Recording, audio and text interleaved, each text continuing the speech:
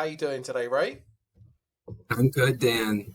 How are you? I'm fine. So I'm always privileged to be in the UK, but able to speak to people around the world.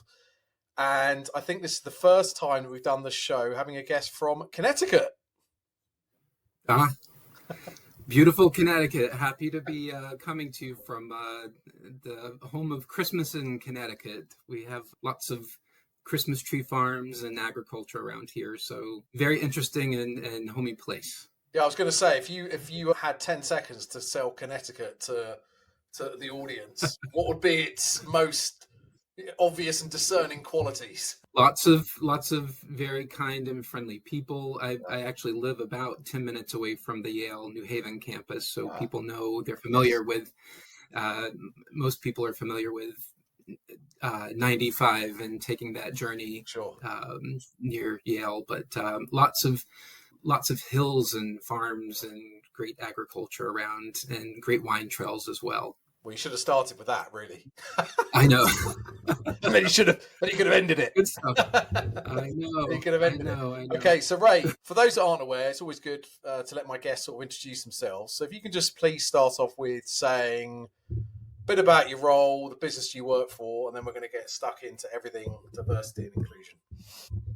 Sure. I am the head of inclusion and diversity for RX, formerly known as Read Exhibitions, and I've worked with RX since 2007. We organize about actually over 350 really amazing business-to-business and B2C shows around the globe. We are in 42 different industry sectors, and we have shows in 25 different countries. We're based in Richmond, UK. I report there, although I sit in Connecticut in the US. I report into Richmond, UK, but we have offices throughout the Americas, Europe, Africa, the Middle East, Asia, Australia. We're pretty much, we've got all the continents covered. But I do cover I&D for the business and have oversight for that and get to work with a lot of really amazing people from many different cultures. Sure, which we're going to talk about. Before we Yes. talk about, I guess, day-to-day and initiatives that you're working on around the inclusion and diversity, always keen to understand my guests' sort of backstories and if there is a correlation between how they grew up, personal experiences, and what they're doing today. And I was reading, Ray, an interview that I think you gave to RX a few years ago, and you suggested that your personal experiences had guided your actions ever since, I think, your childhood. And so I don't know if you can bring to life how your background has influenced the position that you currently hold today, please. Sure. I think if you were to have this conversation with anybody who does this work in DEI and B in this space, everyone has a journey. Everyone has something that has really sparked their passion for it. And mine did start very, very early on. You probably read in that interview, when I was a very young child, I knew that there was something different about me, different from other boys in school.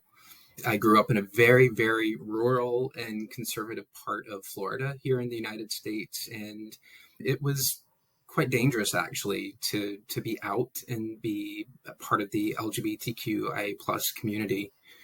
And that's an experience that I lived with really for most of my young life or early life. I went deeply into the closet for years and years, all the way through my schooling. I experienced, you'll hear, maybe do a little digging on internalized homophobia, which is really scary, and it's a dangerous thing for people in the community to experience. And that's something that I experienced. I didn't come out until I was 33 years old. And I hid very passionately from my authentic self. And it wasn't until people at work, oddly enough, started noticing that I was really getting into this low place in my life, and had some concerned folks around me who said, "Hey, what's going on? And can we help? And we love you. And let's, what can we do to help?" And that support network that I found at my job, of all places, was something that time was really pivotal for me, because it just demonstrated how important it was to have that kind of culture and that environment in my workplace. There are lots of people that'll tell you, hey, the workplace isn't a place to have discussions about personal things and leave your personal life at home. Well, that saved me. It really did. It saved my life, having those colleagues, those peers around me who cared and made it important to have conversation about in the workplace.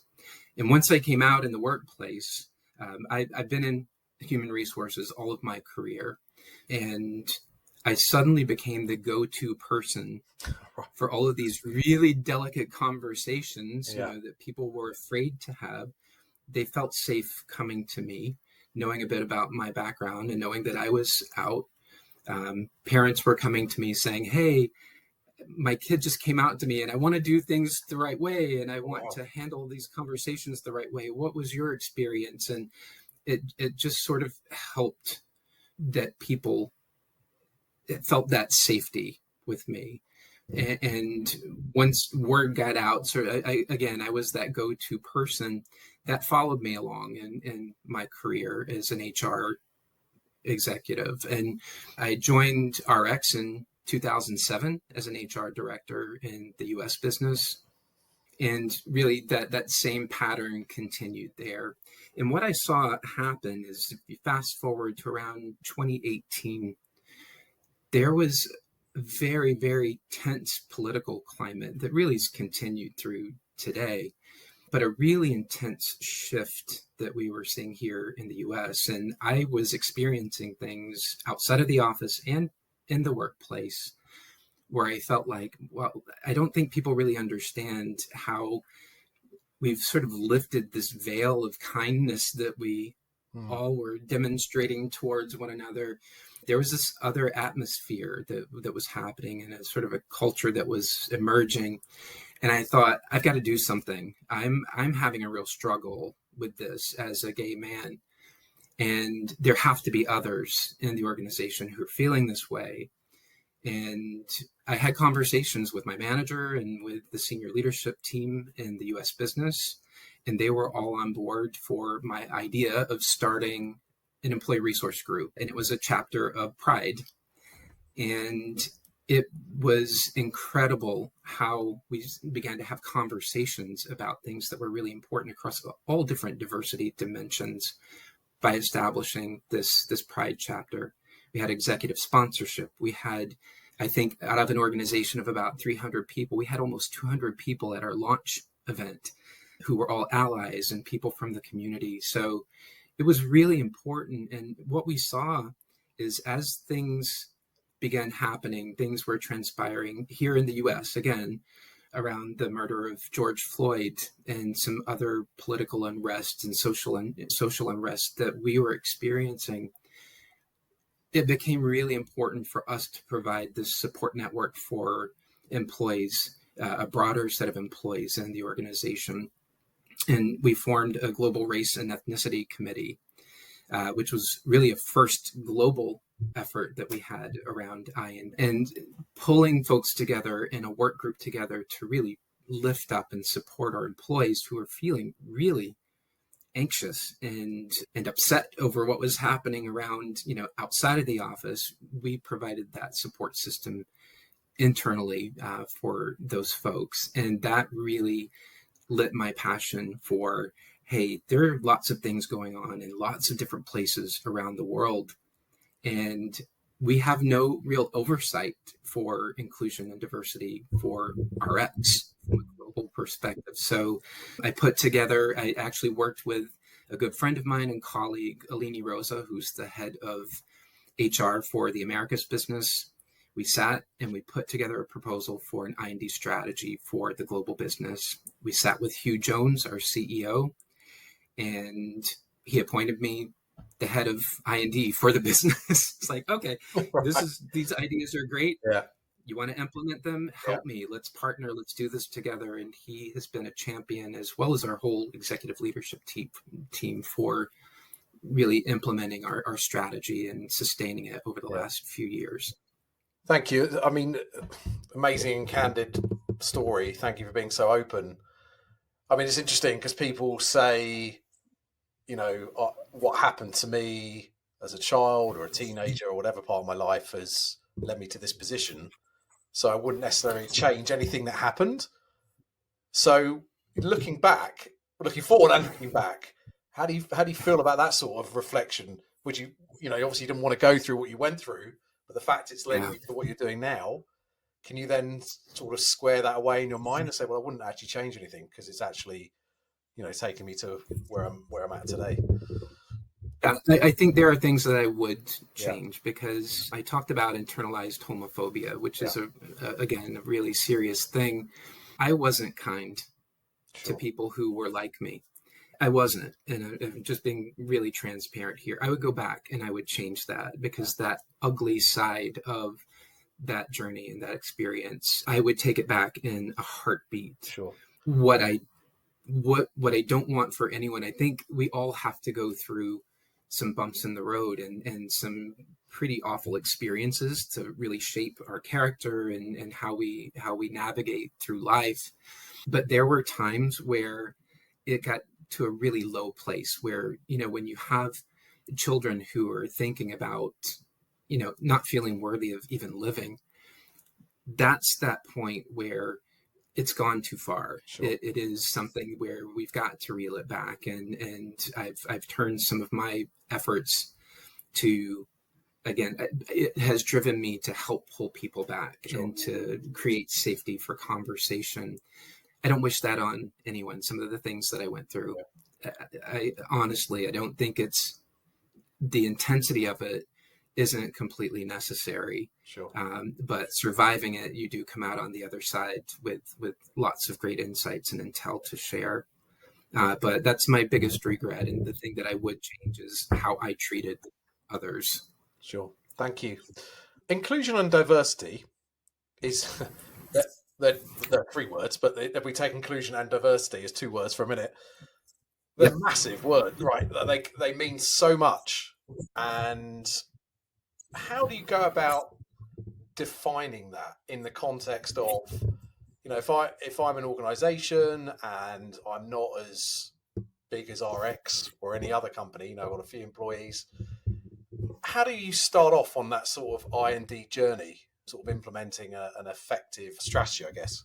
Give us, if someone's listening today, just give us some sort of tip, things people can start with. Yeah, I think we had to do a lot of soul searching. We had to do a lot of place a big focus internally.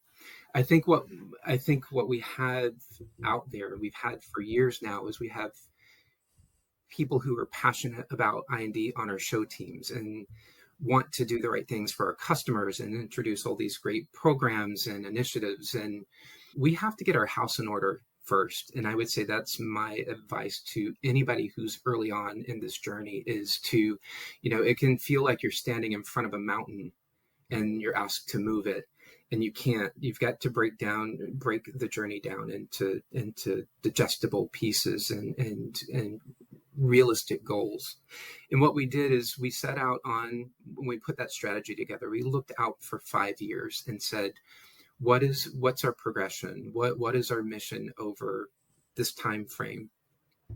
And we said the first 3 years, we have to commit to getting our house in order, looking at who we are, understanding, looking at data, looking at representation, looking at our culture, looking at our EOS scores, our net promoter scores, and other scores that are indicative of employee satisfaction. What's going on? Who are we?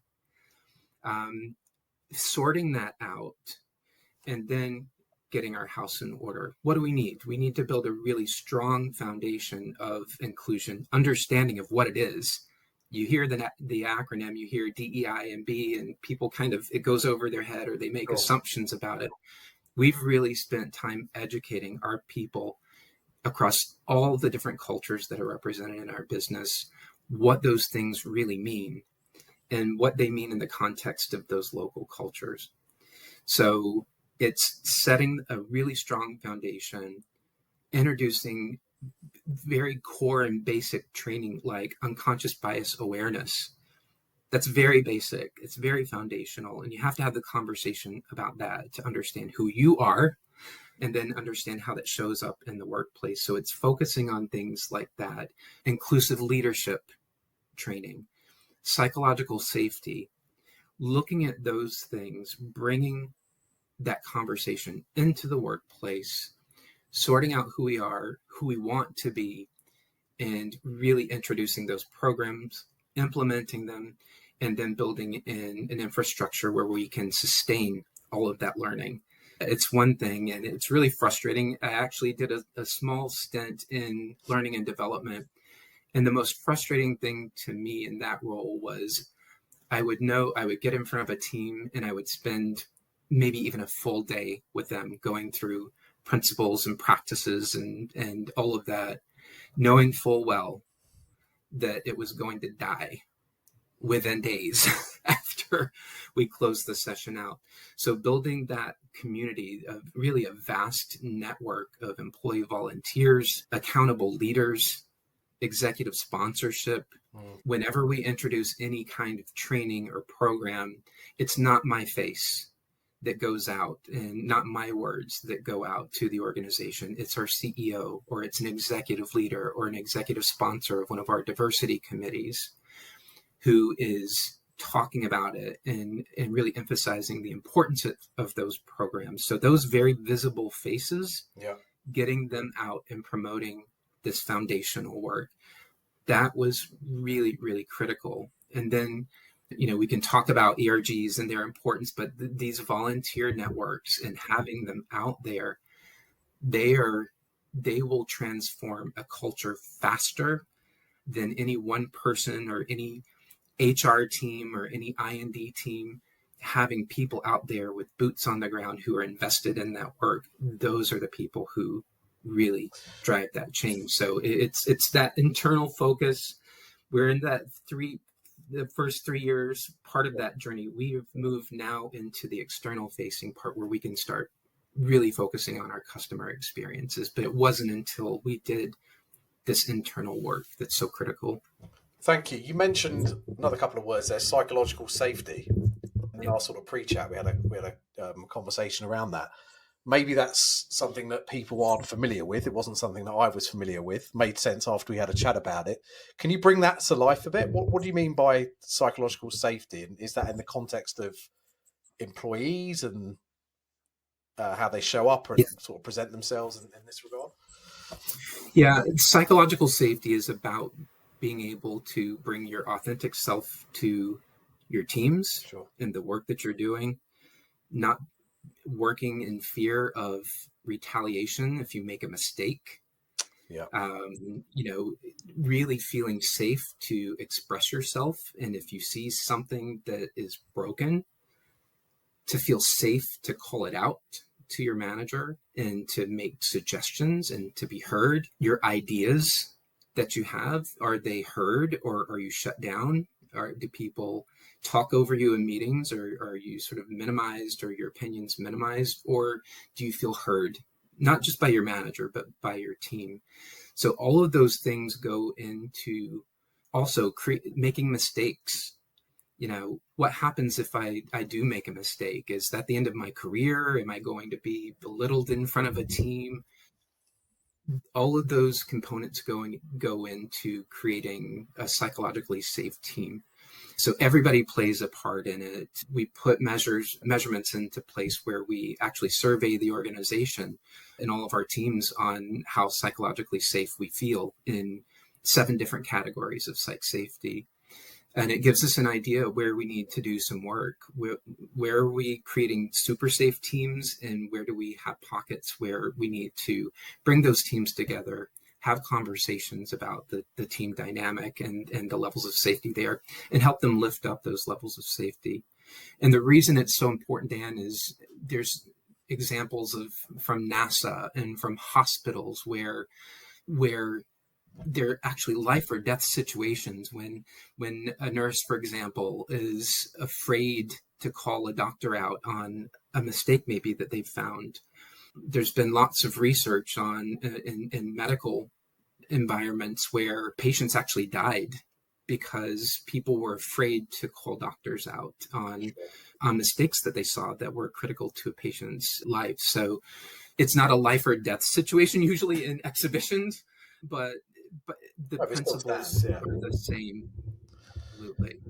And obviously, you've implemented many initiatives over the years. Are you able to point to maybe one in particular that you're maybe proud is the wrong word, but might be the right word, that you're most proud of, that maybe it's something that you thought you couldn't ever dream to implement many years before, and yet, you did, and it had fantastic results? Be interesting to sort of hear maybe an example. Yeah, I think there's two things. First of all, these employee networks that we've referenced here, I think implementing a few different bodies of employees and network groups, that's been really critical for us to be able to move this culture very quickly into a more inclusive space.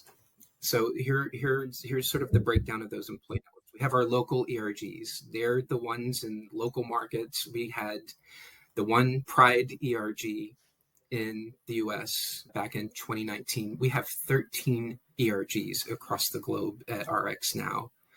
And they are really focused on things that are important in a local market. So great, we have our global strategy, we have our global goals from an I&D perspective, but ERGs are really digging into what's happening to our people in our local business cultures and local environments. What can we do to support them? So that network of ERGs, super critical. We also formed diversity committees with executive sponsorship for 4 dimensions of diversity. We started with race and ethnicity, which I mentioned before. We have a pride network. We have a disability network, which we call RX Enabled, and we have a gender equity network. And we have volunteers. Those committees have around anywhere from 10 to 20 employees each from all different parts of the world who really dig into those dimensions of diversity and how we can be more inclusive from those perspectives, right? And then what we formed is a Global Inclusion Council. And in that Global Inclusion Council, we have representation of all of our executive sponsors from the diversity dimensions or the diversity groups that I just mentioned. We have those executive sponsors. Our chairs are our CFO of the business and our head of HR and legal for the business. So we have 2 executives who are sponsors of the Inclusion Council. And then most critically, we have an employee representative. We call them I&D champions from every country where we operate. Right. We come together twice a year as a group for a formal meeting where we discuss all of the I&D programming that we're looking to launch across the business, things like psychological safety. And all of those employees from all of those different markets, they are able to weigh in and give me really important local cultural context. Hey, we're thinking about psychological safety. How is that going to land in Thailand? How is that going to land in Brazil? How is it going to land in Japan? Those folks are there, and they can give me that local cultural input. And we might talk about this a little bit later about how complex navigating this all the global diversity. If I didn't have all of those people advising me and the organization from those different parts of the world, we would be walking on landmines constantly. So having those employee volunteer groups, we have over 180 employees engaged in these committees, councils, and doing this work. And what's happened, which I didn't think this would happen as quickly as it has, people have started integrating I&D into their day jobs, right? So I think that's a big challenge a lot of people find is when you form ERGs, when you form these committees, it's sort of like extra work and it's separate from your day job. And what people have done is they've integrated this work very, very organically into their day jobs. So tell me what that looks like. What does that look like in the day-to-day in practice when you say implemented in their day jobs? Give us an example. Sure.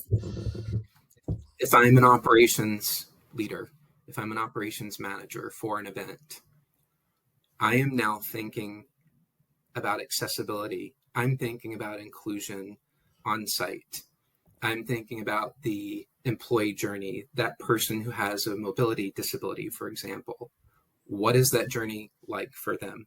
This is something that's on my agenda and part of my thinking now as an operations leader in this business. That's my wiring now. It's part of my DNA, and it's part of my job function now, as opposed to sitting in a group and having a conversation about it and trying to push an initiative out to others. This is part of my being now. This is part of how I operate now. So pick any job, that we have in our industry, and you can apply that same principle to literally any role that we have when it comes to putting our events together. Okay, and that's because what you said is you focus for, I think you said 2-3 years, firstly on internal. Yeah. That's then a psychological shift, I guess, or a cultural shift. And then I guess by default it just becomes the way, and then that's implemented externally as well, which makes sense, which makes logical sense. Obviously, I guess easier said than done. But let me just say, Ray, I mean, you've quoted to me some big numbers there about the amount of people that are involved, the amount of employee resource groups that you've got, the countries. Just stop and take a beat for a minute. Could you ever have imagined? Because you just rattle it off, right? And it's easy just to, carry on. But could you ever have imagined, if I said to you, or we came on, let's say we had this conversation when you first had that first conversation that you mentioned a few years ago, that you'll be in this position today? I mean, you must be incredibly proud of what you and your colleagues have achieved. Yeah. So no, I didn't think this is where we would be. Yeah. It wasn't until I sort of got in there and really started thinking about not just implementing, but sustaining and really moving our culture. And I am a department of one officially. Yeah. I don't have a team that report to me directly. So I look at myself as sort of a maestro of a very large volunteer orchestra. And what I've tried to do from a leadership perspective and just part of my wiring is I always look at the people that I pull into this work as sort of my extended family.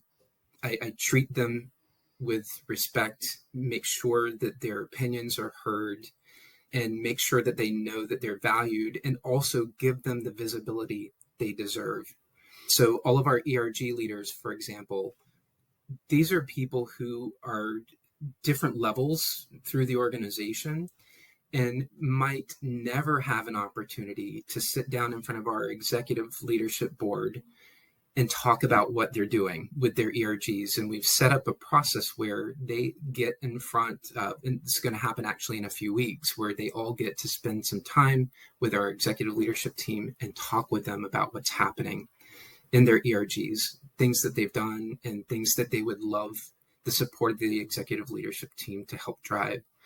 So giving them visibility. I've seen people who've been part of this volunteer network whose careers have taken off, who've been promoted once or twice or 3 times over the course of the last few years because of them finding their voices and feeling empowered to be their authentic selves and really unleashing a lot of great gifts and talent that they may have been sitting on before.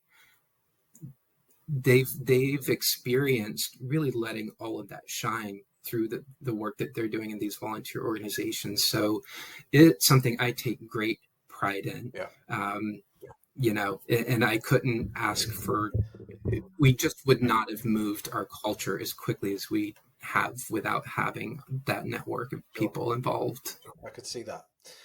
Just to focus on the events themselves at the moment, it's very on vogue, on trend. There's lots of posts on social media about inclusion at events, including like accessibility, even down to menus, whether it's alcohol, non-alcohol, vegan, all sort of plant-based, food, healthy food, having quiet rooms at events, all sorts. What's your view in terms of how your teams go about creating an inclusive event environment? And I know we've discussed it's already sort of now embedded in their psychology in terms of what they're doing, but how have and are RX continuing to move the needle in that regard? What sort of things have you seen happening?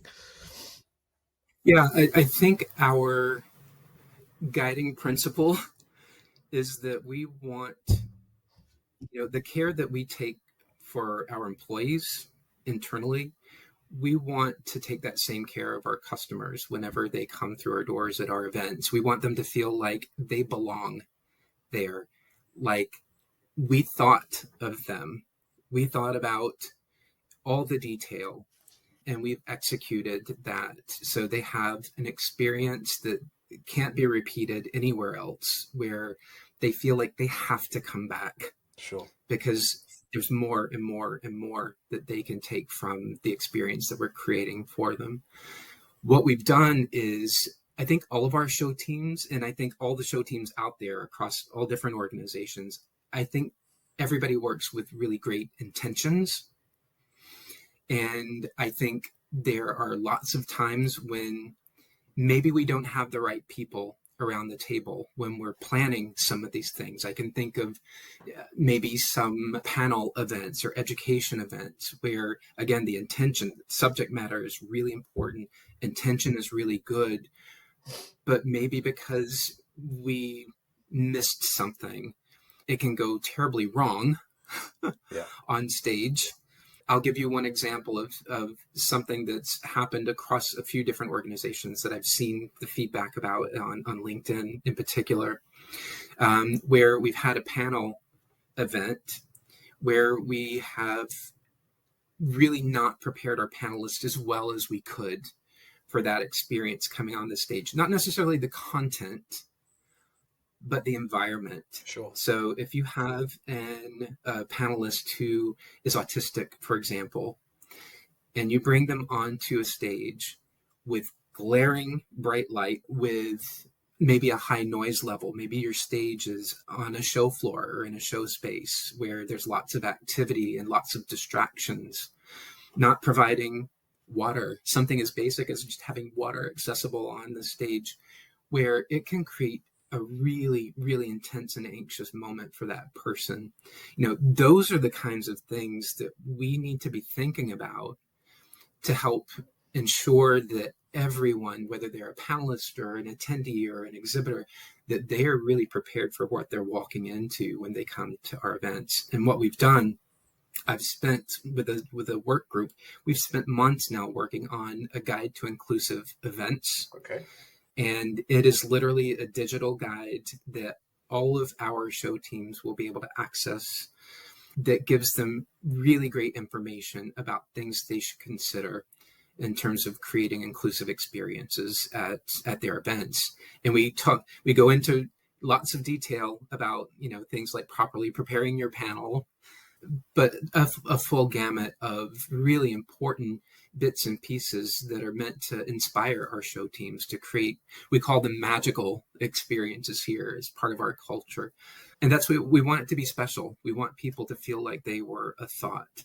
Sure. Whenever they come to our events. And ultimately, it's also good business, right? I mean, you're looking after your customers in the way that needs to be looked after, so they can keep coming back, and effectively that would improve the bottom line. So, it makes sense just to Absolutely. It's Dan. At the end of the day, it's about them being able to come there and do business, and do it full throttle. Sure. They're spending a lot of money coming to all of our shows across all the different event organizers. It's an investment for people. And I'll give you just a couple of examples of distractions that can happen that really inhibit doing good business at our shows. If I practice a faith that requires me to do really important prayers, to go through a process of finding a space to pray. And I'm looking around. I've been to shows, Dan, where I've seen people ducked away in a corner we all have. Somewhere, just in a very undignified kind of situation, or literally circling the show facility to try to find a place to do something as simple as their prayer obligations. So it seems like, it's not something that impacts the majority of our visitors, but it's important enough when you're spending that time trying to navigate finding a restroom that's appropriate for you, when looking for a prayer space, trying to decompress. Maybe you need a space to unwind for a few minutes where it's completely quiet, where you can sort of take that sensory overload and put it on the shelf for a moment and rejuvenate before you get out. Those are things that are critical to doing business, and taking time away from people to find these spaces, as opposed to making sure they know they can navigate that show in advance. They know exactly where they're going at this time of the day when they know they're going to need to. Those are things that are really important to helping people maximize their time at our shows. So they are critical. Sure, absolutely. And I'm interested to know how you work with the exhibitors, because obviously you can control what you can control. You can't always control how they act and also how they display themselves, both physically and as individuals. How do your teams go about working with, I guess, their clients, exhibitors? Yeah. Well, again, go back to getting our house in order, Yeah. making sure that we understand what's important. So when we're out there, we can observe, we can see what's happening and address things when they come up. We have an exhibitor code of conduct. Okay. We talk about inclusion and how we're creating cultures at our shows where people feel like they belong. So there are guidelines that we put right in front of our visitors. Our exhibitors and our attendees, for that matter. Sure. To make sure they understand who we are and the culture we're creating at our shows. And we do have situations where we have members of our teams who are having really tough conversations with our exhibitors if they see some things that have gone awry, if they see behavior that we wouldn't expect. And I'll go even further. There's some markets where we have cultures where, this is a really horrible term, but I've heard the term booth babes, where female, exhibitors might bring and exploit female talent who they bring into that site. Are they making people uncomfortable? Have they crossed a line?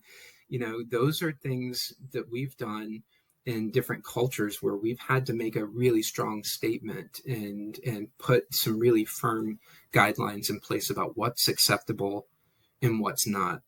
Have we gotten it perfect? No, absolutely not. We have so much work to do. And that's why moving into this external facing space that we're moving into with our I&D strategy, it makes it even more critical. And it's not only an I&D thing, it's from a legal perspective and from just doing the right thing. I mean, there are lots of people involved in making sure that we are creating safe space for everyone. Sure. At our shows. Makes sense. I just want to turn towards the future, Ray. And obviously you've suggested that you're, as an organisation now, looking more externally. What emerging trends do you see shaping the future of inclusion and diversity in the workplace and outside? So a lot of the conversations I'm having right now with our executives and other folks through the organization here is we have to step back. We have to take a deep breath and reflect a bit more to cut through some of the noise that's out there right now. We hear it in the news anytime. I know in the US, being based here, anytime you turn on the news, there's some kind of pressure that's being placed on organizations to sort of back off of the conversation around inclusion and diversity and equity and belonging. And a lot of noise around particular topics. And I think at the end of the day, what we have to do is we have to cut through that noise. Again, we have to stop, we have to reflect, and we have to go back to our guiding principle of we want to be a kind organization. We want to be a welcoming organization. We want to treat our employees like they are family in a lot of regards. We want to create a safe space for them. So whatever they're facing outside of our four walls, when they come into RX, they feel safe. They feel like they can flourish. And that's all we have to remember when it comes to sort of our thought process around the importance of DEI and B. It's real people. It's that person like you and me sitting here right now, face to face, and having this conversation. You're a real person. There might be things about you or aspects of your background or your journey Sure. that I don't necessarily identify with. But when you're in my space, I want you to feel good. I want you to feel welcome. I want you to feel safe. And that's why when people try to bring conversation where we're pushing back on some of this important learning, I'll just give you an example. One of our focuses from a pride perspective is to really support our transgender, non-binary, and gender non-conforming employees and customers. And it is a very small population. And there are lots of outside, views and lots of negative press and persecution actually that's going on to varying degrees in virtually every market where we operate. And what we have to do is remind ourselves that transgender person that's working in our marketing department is a human being, and we love them, and we need to take care of them and make sure they feel safe here. So that's where we need to focus. It's not on all the other noise that's out there. It is making sure that we are supporting them and taking good care of them. And that applies to any human being working, regardless of how you identify, who you are, what your background is. We have to do this. We have to keep bringing ourselves back to why this work is important, because there are going to be people outside the organization and within the organization who try to diminish it. Sure. And we can't let that happen. And what do you enjoy most about your role, Ray? I don't have enough time. I don't have enough time to tell you. Honestly, my wiring is that I genuinely love people, and I love learning about different cultures.